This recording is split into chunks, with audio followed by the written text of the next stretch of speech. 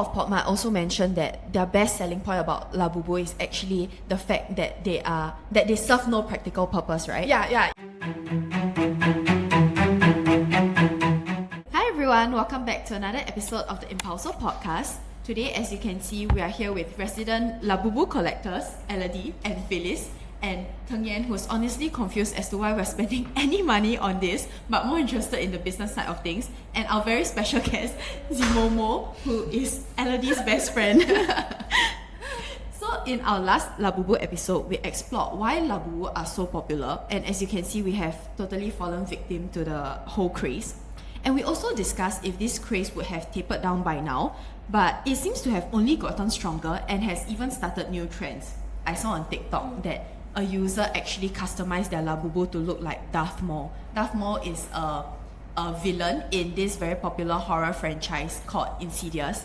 So people are actually stripping down their Labubus and turning them into completely different characters.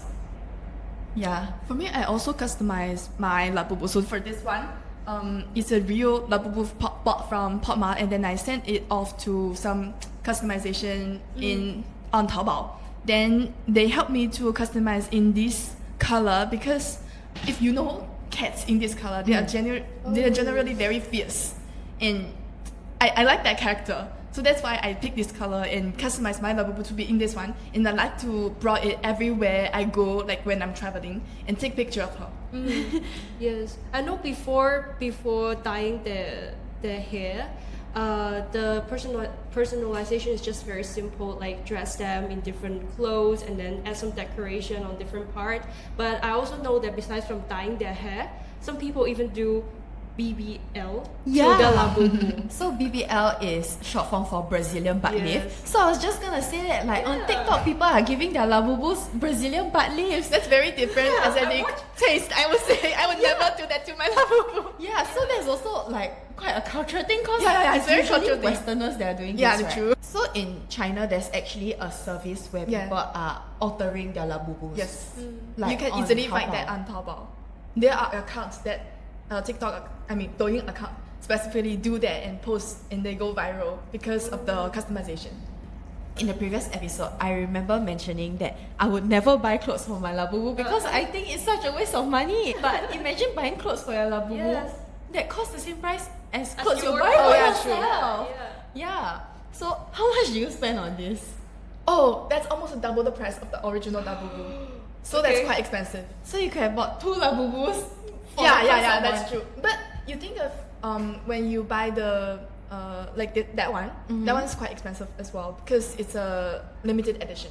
Oh. So when you buy specific type of Labubu, it also costs you a lot more than the normal ones. So if you customize one and it's one special, of a kind. Yeah, like and only then it you costs have it. something similar to the limited edition from official channels. It feels alright to you actually. Okay. So for context, this is bought from the retail store, right? Yes. And this is a limited edition Labubu, which you can buy, but it is more on the rare side. But for something like this, it is unique only to Elody. And Elody even brings her Labubus out for photo shoots. So people on Xiaohongshu are doing this, right? Many of them. So how much do you spend on that? That one I bought from Pop Mart official store in China. It cost me 1,299 in Chinese yuan, which is around $200-300 in Singapore dollars. Can you get it easily, or it is limited? You need to. I know the first edition, which is called 大手领, is What's more rare. 大手领? It's the brown one in this similar size. Oh. They stopped to offer it anymore, so that one is more expensive to get. But this one actually quite easy to buy in China. We talked so much about people customizing their Labubus, and it has gone off on a completely new tangent where people are like, they're ripping apart the fur, they're dyeing the fur, they're changing the eyes. It's not just clothes anymore. Why do you think people are doing this? Or why do you do this? I feel that has a stronger emotional value to me and a stronger bond to this specific Labubu that I like to take her out. It's a feeling of that you are part of this Labubu story, so that my Labubu is different from anyone else, then it's unique to myself, and I can create own story for her that I travel everywhere. So it's really a lot about the emotional value, Yeah. right? So for me, every time I buy a Labubu, it just makes me happy. But for you, it's like you're actually giving a life to your Labubu. Yeah, you think of when you buy one Labubu, it gives you happiness already, Yes. but that's once. Yeah. And when you create a story for your own Labubu, it's actually continuing the happiness. If we compare to the old Disney IP era, for example, for Mickey Mouse or Minnie Mouse, what's like trademark or what's iconic to them is the original red and black mini Mickey Mouse ears, right? But then now for Labubu, there's no trademark color, not even a look. Yeah, I mean, if you go to EU, you see all kinds of Labubu which is not authentic. Yeah. In very It's called shitty Labubu, quality. right? And Labubu. Yeah, you got all kinds of that. But people posting it on Instagram and TikTok and Douyin and Xiaohongshu also to make fun of it. But it also draws attention to those who haven't know about Labubu yet. So you don't necessarily need to limit the attention to these fake Labubus that actually helps you to marketing about the real ones. True. For me, I will spend like 300 yuan on a real Labubu, but if a Latutu or Labubu is just 10 yuan. That's a very And then different quite a lot for my friends' family. This is fun. Like it looks funny. Yeah. You need to post a small Latutu picture. Okay, I'll put the picture here. This is very Yeah.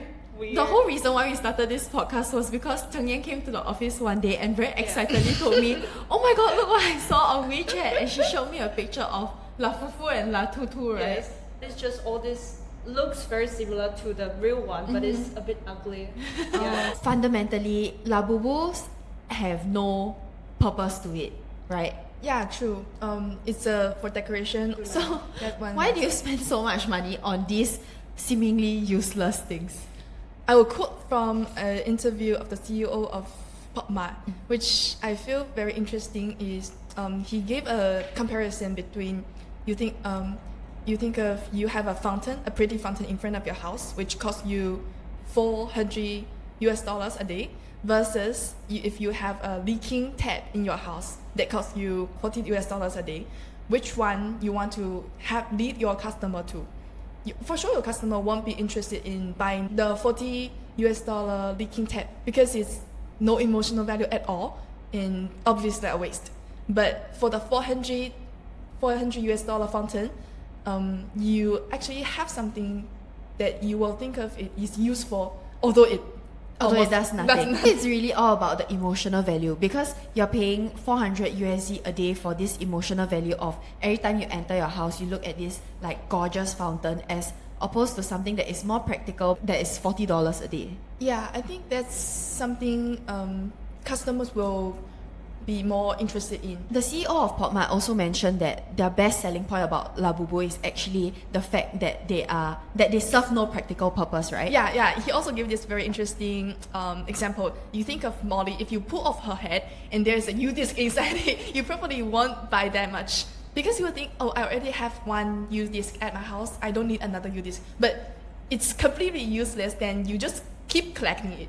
Actually, that is very true. Because now that this serves no real purpose and I'm already spending money on it, why not spend money on more that would bring me more happiness? Yeah, the only thing I would think of stopping me to buy more is I don't have a display enough room to display it.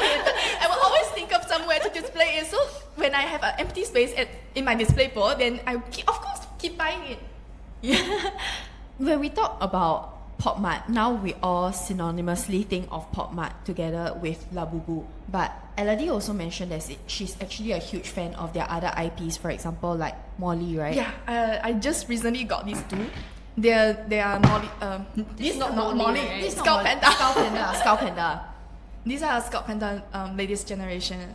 So actually they changed from the original IP a bit to make it appealing to the mass market more. You can see it's different style from Labubu, which is a bit, how do you say? Quirky. Labubus are very quirky. Yeah, but these ones are just generally pretty and cute. Yeah, personally, I prefer Scout Panda to Labubu. But I think they are consistently like starting from Molly, which is their first viral IP, and moving on to have more viral IPs that can sustain their business more. Yes, so like Crybaby is also a new IP that Pop Mart has, and they're also becoming very, very popular, especially in the Southeast Asian regions. So this is a Crybaby. This is actually Powerpuff Girls, but then they bought over the IP to make it like Crybaby style. But what I learned from Tengian just now is that Pop Mart's best-selling IP was actually not Labubu. Before that, it was actually Before that, it's actually Molly. Molly. Yeah. And then like last year, Labubu only contribute like 6% of the revenue of the whole company. But this year, 2024, it has grown a lot and even surpassed Molly, become the number one contribution of the revenue. It's account for more than 20%. So it's like you can see from 6% to more than 20%. A few weeks ago, Pop Mart came up with their performance, and they reported a revenue of 13 billion yuan in 2024, and there was a 107% increase year on year in terms of revenue, I think. So Pop Mart has really been steadily growing in terms of their popularity. A bit more than 100% growth. Almost double. Yeah, so there was actually a 300% increase in sales outside of mainland China. Yes. And the sales outside mainland China actually comprised about 40% of their total revenue. Yes. So we can see the overseas expansion is one of the key strategies. Yeah, do you know that in UK they actually banned the sales of Labubu in stores just last week, I think in May. I heard of that. It's yeah, because fight in the store. start to fight in the store. Then it's very dangerous. Then they have to close down the store. Yeah. I think one store in China recently also happened the same thing. The store just got open. The new store just opened. For Pop Mart? Yeah. Then people rush into Huangniu rush in. What's Huangniu? Second hand sellers. Resellers. Resellers. Resellers. Then the resellers start to rush into the store and hop into just to 抢各种 to snatch sales lah. Yeah. And then then the real customers start to complain. Yes. So they have to close down the new shop. So Tengian, will you ever buy one of these? I will not buy this for collection. I will buy this for resale maybe, because you buy it For investment. Yeah, you buy one is I once read an article and it said that we buy one Labubu for like maybe 600 yuan, and then you can sell it on Xianyu, which is Taobao's second-handed platform, for like maybe 20 times of the price. 20 times? Yes. Yeah, actually I think it's true. So Yeah. especially if you have one of the limited editions, Elody can probably sell this if it was unboxed in another few I months. throw away the box already. And that's a very wrong decision of mine. And I threw away immediately after I bought it and had it on my bag. Then the store assistant was very shocked. Are you sure you don't want to keep this? Back then I don't know, I can resell it. So when she said, I said, okay, I just had it on my bag. Then I regret so much now. So that's the end of this episode. Hope you guys enjoyed this very fun and short and hopefully insightful episode.